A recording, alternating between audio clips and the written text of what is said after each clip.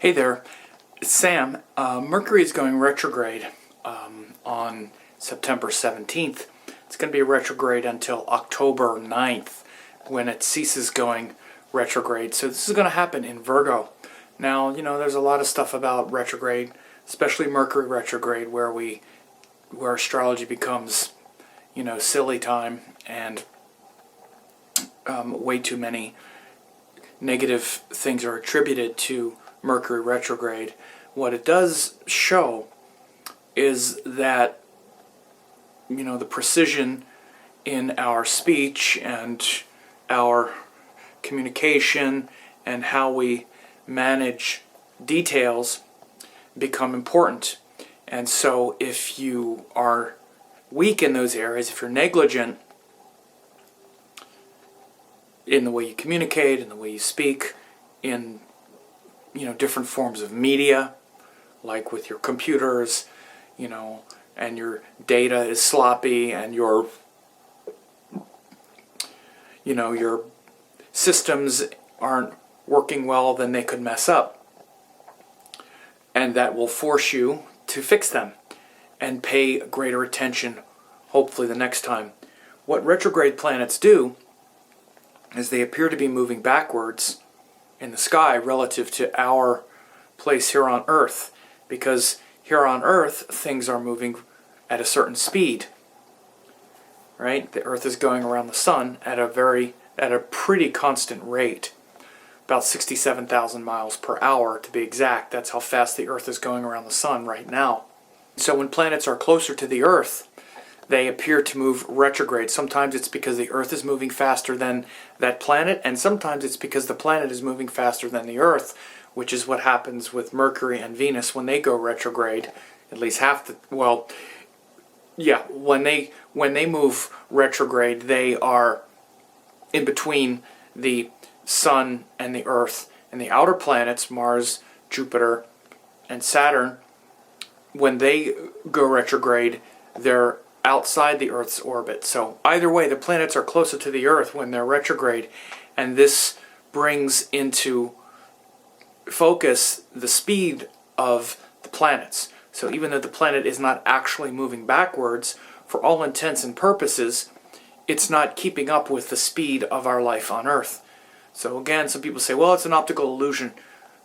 It is an optical illusion, but it's not just an optical illusion. For instance, you can say that when you pass a car on the highway, when you pass a slower moving car, the car isn't actually moving backwards. It's an optical illusion, though it appears to move backwards when you pass it.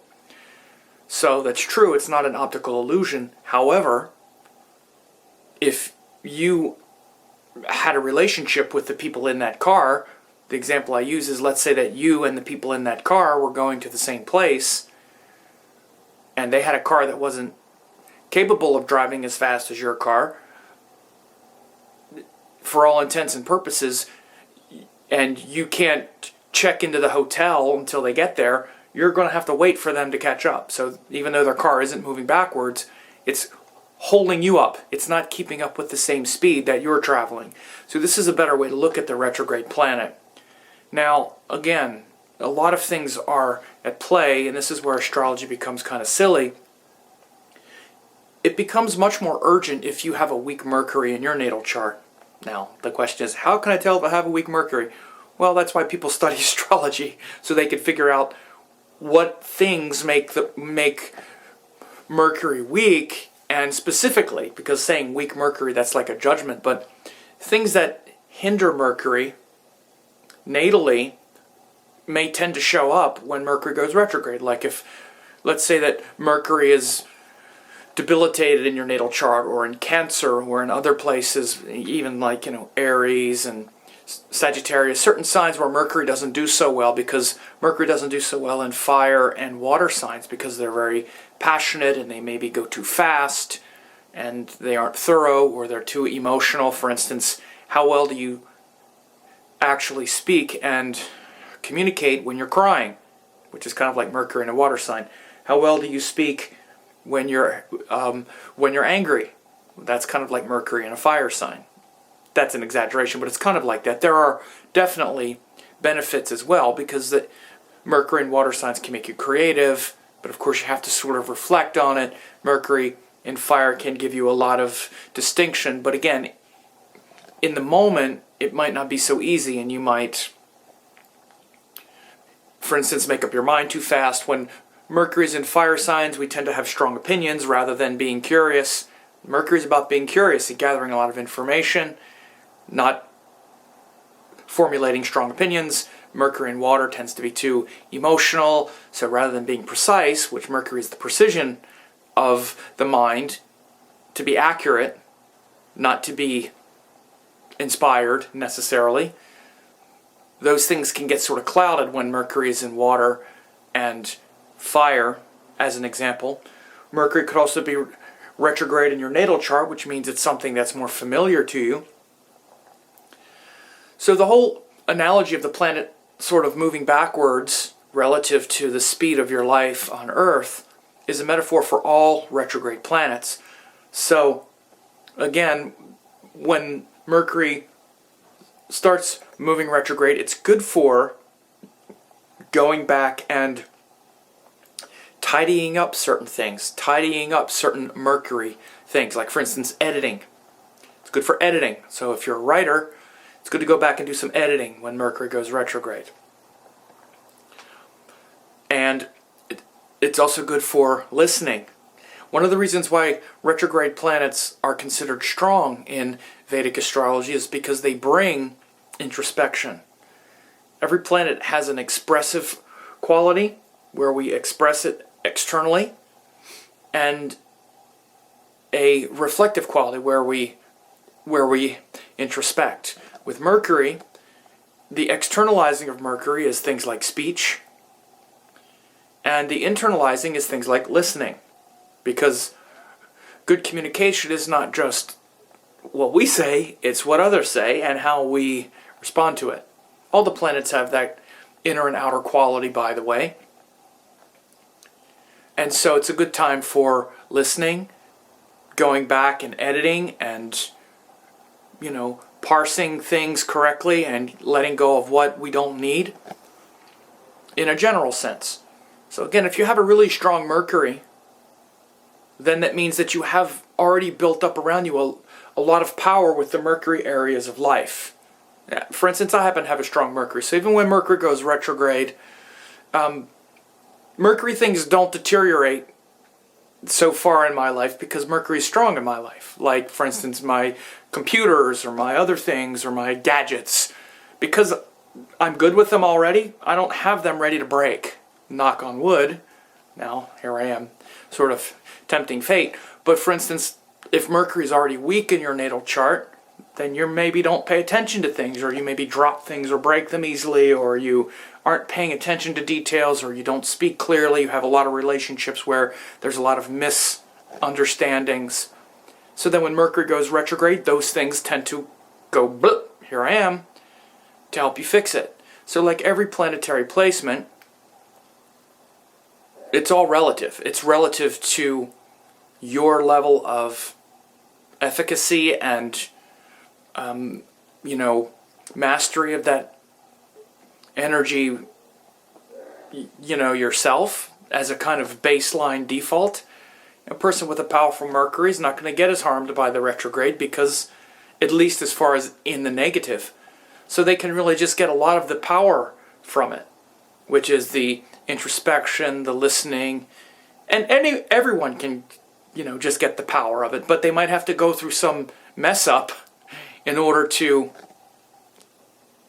awaken the slow down, listen, pay attention, fix everything stuff. So, because if you're in that things breaking, people fighting with you, in order to make you reflect upon yourself and say, oh, everybody's arguing with me because I'm not communicating very well. Oh, my computers are messing up, and because I haven't been paying attention to them, then you're going to be spending, all of the Mercury retrograde time doing that stuff, rather than when Mercury is powerful already, you're not going to be walking around with a big pooper scooper around those things, and instead you might be doing things like editing, or being creative, or, even, for instance, like songwriting, rather than singing, or performing, songwriting, and is like an introspective part of Mercury. You know, when things reflect upon themselves, they become introspective, which leads to a deep inner connection. And this is why the retrograde planet is powerful in Vedic thinking. Because when something is retrograde, it's introspective. It's backing up. But the backing up tends to interrupt the outer expression of it. And that's with all retrograde planets, not just Mercury. And Mercury doesn't really go retrograde more than others. Quote, it happens a bit more frequently, but Saturn, for instance, is retrograde almost half the time, about 5 months. So this Mercury retrograde until October 9th is a time for you to slow down, introspect, edit, pay attention to your technologies and your tools of communication. If you start seeing a lot of people giving you a hard time, look at that and see why. But it's actually very good for certain kinds of things, especially studying and things where you have to really reflect rather than express. And you know, all of the sort of provisos about not signing contracts or whatever, you want to pay attention to that, but the truth of the matter is I don't make such a big deal about that. You have to do things quite often when Mercury's retrograde that has to do with those things. Electional astrology is much deeper than that. Finding an auspicious time to do something has much more to do with any one factor than, you know, you can't just say, well, Mercury's retrograde, don't sign a contract. Well, the thing you have to do is make sure that before you sign the contract, all those details are in place, and you'll tend to see that it becomes hard to come together at that time anyway. But if you are on the verge of maybe signing a contract with something, you just need to make sure everything is spoken clearly, and finding an auspicious muhurta, an auspicious time to do it, can still be found. Again, people, you know, you can't just wipe out an entire month and a half, or, you know, actually it's not a month and a half, about 3.5 weeks, you know, several times a year over these things. And the other thing that's very important with this Mercury retrograde is it's happening in Virgo, which is where Mercury is exalted, and it's going to be passing right over its exaltation place. It happens from about 21 Virgo to, I believe it's about 6 degrees Virgo. So it's going right over its exaltation sign. So again, Mercury is retrograde and exalted. So it's very reflective, internal, psychological, where we're paying attention to listening, feeling, really connecting with that inner voice. And it can be a very good voice because Mercury is in Virgo. It's in its own sign. So just the capacity of this retrograde Mercury is very high. For instance, when Mercury goes retrograde, or any time it even really passes through like Pisces, Sagittarius is difficult, Aries, that whole section of the zodiac is often more, you know, damaging and destructive than when Mercury goes retrograde, because the dignity is very low, because it doesn't do so well in those signs. But now going retrograde, where it slows down and we can actually reflect on the words we say, reflect on all of the habits and routines in our life, all the little details, and really get mastery over them, it can be a very powerful time. So that dignity is quite important, and that has to do with the signs that the planets are in.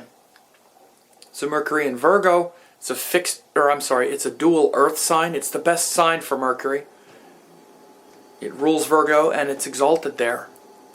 So there's an enormous capacity for mastery over these details and to actually expand upon them in quite a unique and revolutionary way, because it's also joined Rahu, the North Node. So Mercury is also in the same sign as Rahu, the North Node, which, again, it's very easy to say, oh, Rahu's bad, but it's not. The nodes just have potential. Rahu has actually been very powerful since Mercury went into Virgo a couple weeks ago. Because anytime Rahu has joined its lord, joined its ruler, it gives enormous power to develop those qualities and accelerate those qualities very quickly. Particularly with Mercury. Mercury has a great influence on Rahu, better than any other planet, in my opinion. Jupiter the worst. Or I should say Rahu disrupts Jupiter stuff much more. Mercury really supports the things that Rahu is trying to develop, which is intelligence and understanding things and having discrimination, not just acting with this random crazy emotional or random crazy kind of intensity and desire.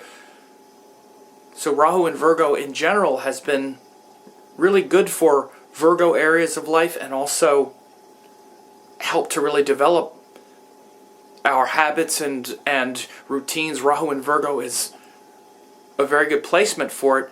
Now with Mercury joined Rahu in Virgo and then Mercury going retrograde, could really help to develop a lot of these themes that we've been working on, especially around communication and making adjustments and trying to understand things intellectually and figure things out, that started last September.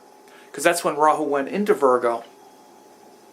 So since last September, it's been a, pretty intense cycle of modifying our habits and routines, trying to understand things more intellectually about the universe, because that's what Virgo is about, and that's what Rahu is about.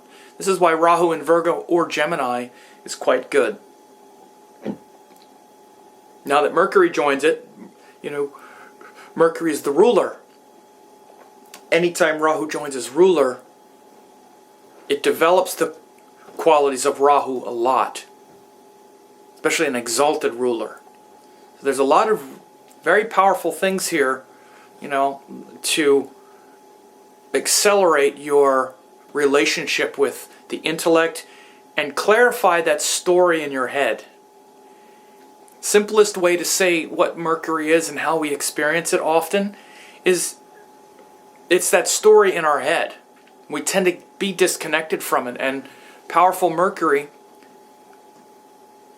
is telling the right story, the good story. Like people might say, well, it's not so bad that Mercury, why is it so bad when Mercury's in, Sagittarius, that's all inspired, an inspired story. What's wrong with that? Well, because you shouldn't be inspired if there's nothing inspiring.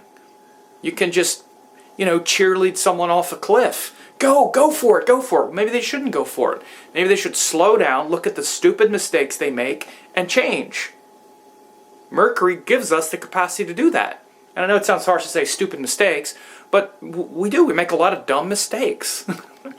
And we don't learn to do things better until we try it, we make a mistake, we learn from it, and then we adjust. That's the greatness of Mercury. No one's a genius in application. You can have a genius potential, but if you never apply it to anything in the world, it just stays stuck there. So becoming good at something means you try it, then you look at the patterns, and then you make adjustments, and you're not all emotional about it. You're not this way or that way. You're just saying, okay, this worked, this didn't work. Try this now, and you enjoy the process. That's what Mercury is great for. In a personal sense, that story in our head is the same thing, because what we're doing starts with some story in our head about it. And you have a story in your head, and that story is exactly what your life is. Your life is that story. And I don't mean from the past, I mean going forward into the future. Right now, when you think about the things you want to accomplish, the things you think are possible, think of all the, just for a second, reflect on what you would love to do that you're just not doing. And realize, the only reason you're not doing them is because you have this story that is been confirmed over and over again. Now maybe you say, well, no, it's not. I don't have the money. Okay, again, that's your story. No, that's not, because I don't have the money. Well, if I could do whatever I'd want, I'd be in India with my guru, or I'd travel the world, or I'd do this. So I can't do that because I don't have the money. Again, that's the culmination of many little stories. Many little stories. And it's true. So all of those stories about what you think is possible, who you think you really are, interpreting what everything means, all that's Mercury. All of it. This is why it's so important to have a powerful Mercury this is why I say when Mercury is harmed, think of how much of your communications with others is totally just you projecting your story everywhere. We tend to have the same relationships with everybody in our life. Because the things that people have, the one thing that everybody in our life has in common is us. So we tend to have some version of that relationship with all the people in our life. Some version of it. Of course, it's a little different because, a man or a woman, or we get along better with this one than that one. But that story of the meaning that we actually derive from life comes from comes from Mercury. And then it becomes Jupiter. It inspires us or de-inspires us. Jupiter, which comes after Mercury, is not just being inspired, it's also being disappointed and lacking inspiration because of the story. So getting the story correct and really learning from your life experience is what Mercury is about. Learning from it. Not being all inspired and projecting some hope onto things, because what happens if we go into something with all that, we have to have hope. But if we go into something with hope and then it doesn't work out, then it leads to disappointment. And if we don't have the intelligence to understand that, it can just stop us. Well, that didn't work, and that's the end of it. And many of us are sort of gun-shy about even living for a future that's hopeful because we have so much failure from the past, and we're telling the story that says, well, I can't do it. I wasn't able to do it before, so I'm never going to be able to do it again. Well, you know what?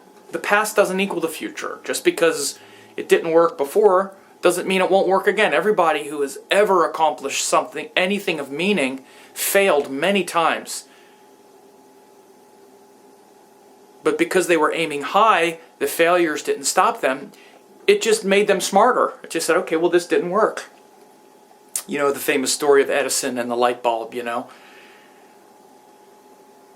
Every time he failed, no, this isn't the 300th failure. This is one step closer to the right one, So this kind of understanding and discrimination about life is what Mercury's about. So this is getting long, but, I like to talk about these things in greater detail than just, like I said, silly time, especially with things like Mercury Retrograde. Mercury, all the planets are really important, of course. They're all divine principles. It's something in you. It's not some planet up there doing something to you. It's a living force, a part of your consciousness.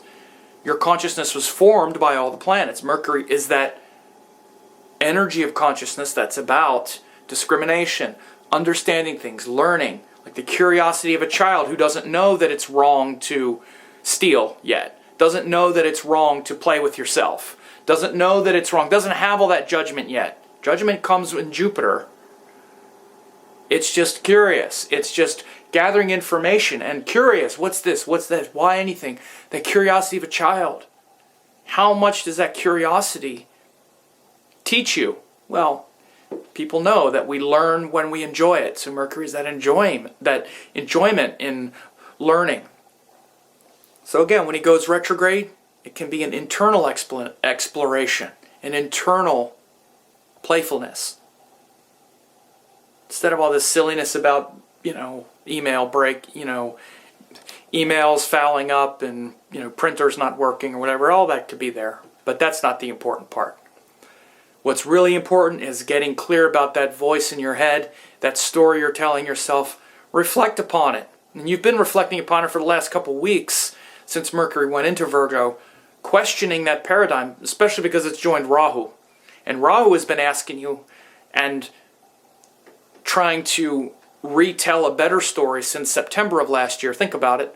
Like I said, Rahu went into Virgo and he's trying to expand on these details, expand on all of these little systems that you set up, these little structures in your life that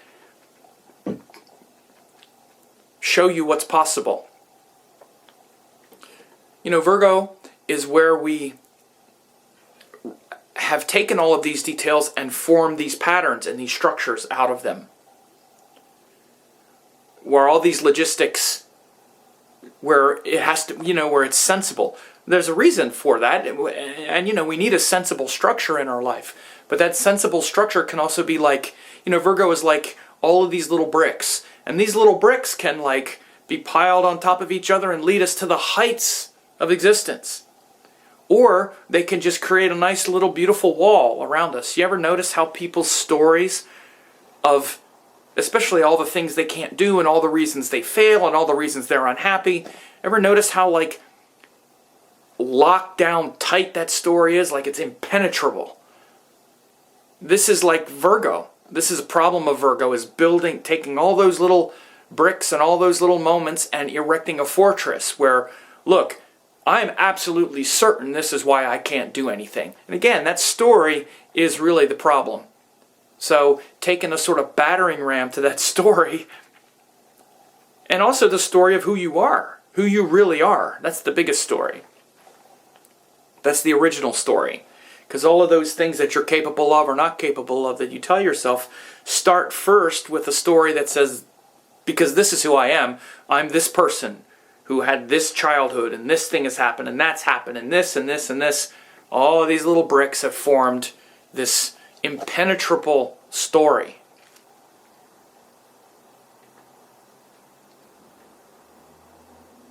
So ponder those things with Mercury retrograde, and you can see the connection between how changing that script, changing that story, or being stuck in it, or some kind of strange version of it, can lead to things like, the printer not working, and the, not changing the flat tire, getting a flat tire, or the other things. So anyway, getting close to a half an hour because I like talking about it. So share this with others, leave me some comments. Have a happy Mercury retrograde.